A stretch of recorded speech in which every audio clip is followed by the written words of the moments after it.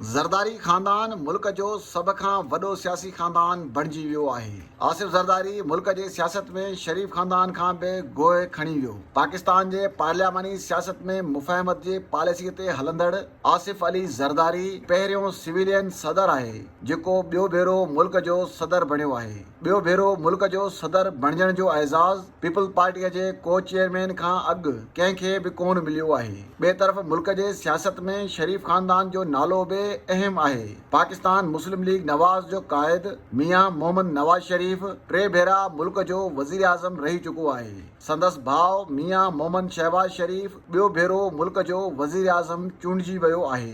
2024 जे आम चूंडुनि बैदि नून लीग क़ाइद मियां मोहम्मद नवाज़ शरीफ़, शहबाज शरीफ़ ऐं हमज़ा शहबाज क़ौमी असेंबलीअ जा मेंबर चूंडिजी विया। मियां मोहम्मद शहबाज शरीफ़ हिन वक़्तु मुल्क जो वज़ीर आज़म आहे, जॾहिं त नून लीग क़ाइद जी न्याणी मरियम नवाज़ हिन वक़्तु मुल्क जे सभ खां वॾे सूबे पंजाब जे वॾे वज़ारत ते विराजमान आहे। उन खां सवाइ हमज़ा शहबाज क़ौमी असेंबलीअ जो मेंबर आहे। तंहिं बावजूद बि हिन वक़्तु ज़रदारी ख़ानदान मुल्क जे सियासी ख़ानदाननि में सभिनी खे पुठिते छॾियो आहे।